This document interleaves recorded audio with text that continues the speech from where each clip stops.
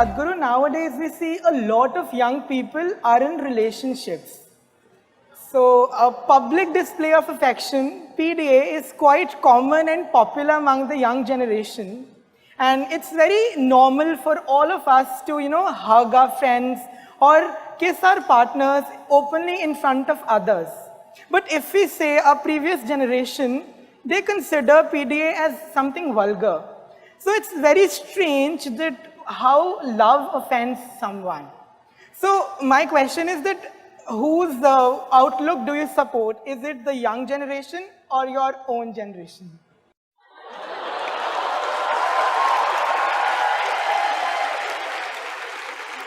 What makes you think you're younger than me, huh?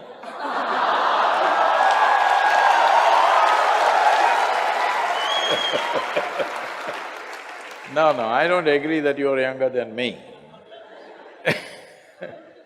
So, there are many aspects to this question.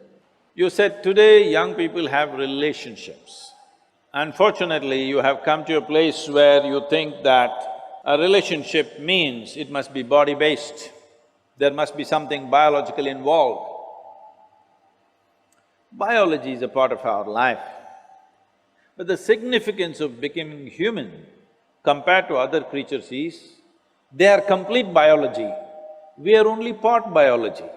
We have other dimensions to us. We have an intelligence, we have an emotion, we have a consciousness which is of another dimension. Biology is only one part of us.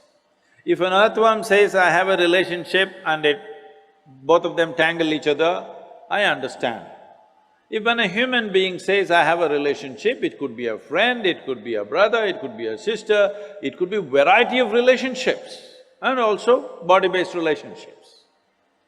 So this thing about using the word relationship only with biological stuff is essentially because somewhere unknowingly, maybe because of internet, you gotten enslaved to America.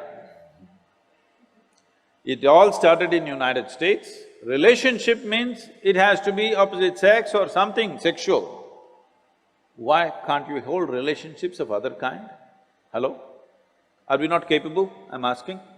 Can't we have very intimate, profound relationships with people without fondling their bodies, I'm asking? Possible or no? Yes. Biology is not the most prominent aspect of being human. It is there.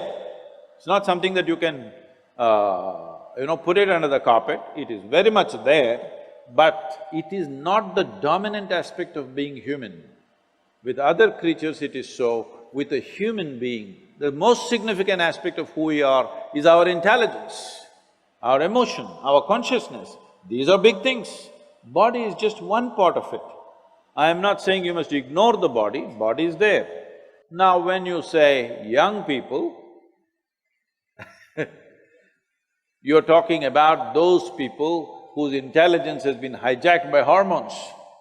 When you were 10 years of age, you looked at people, everybody was fine, they were quite okay. You became 14, 15, you looked at them, every little bump on their body suddenly became a world by itself. Yes or no? You have to wait for some more time. When the hormonal thing goes down, then you look at people, again they're all looking normal. So, it's not a question of right and wrong, it's not a question of morality, it is just a question of priority. What kind of priority do you want to give to your own bodily compulsions? In Delhi, just now when I was coming to your college, somebody in a main street was standing there and urinating. When he feels like it, he does it. What's the problem? Hello? Any problem? No problem, because when you feel like it, you do whatever you want and you think it's your right. He also thinks it is right. When he feels like it, he urinates on the street. What's wrong? Dogs are doing it, donkeys are doing it, cattle are doing it, everybody's doing it. Be natural. This is the philosophy you're talking about. I'm saying there is a certain sanctity to relationships. especially body-based relationships, if you don't maintain that sanctity, it'll become, after some time, vulgarity, definitely. So somebody is seeing it before you, that if you go like this tomorrow, it'll lead to something else. This does not mean being a moral prude, no. But if you don't maintain that sanctity, you will regret that how relationships will become, how much pain they can bring in your life later on, you will see. So you're talking about previous generation, I don't belong to that, nor do I belong to your generation, I belong to the future generations, that's why I'm like this. The previous generation that you're talking about was a generation which came just post-independence. You must understand their reality. They lived as an occupied nation for a period of time. Some of them fought, others slinked around. Whichever way, their ideas of morality essentially was of their masters. It is British prudery that they carried within themselves. Their idea of being right is that they must be in a straitjacket all the time. You don't have to go by that, nor do you have to do something stupid in reaction to that. You must conduct your life sensibly.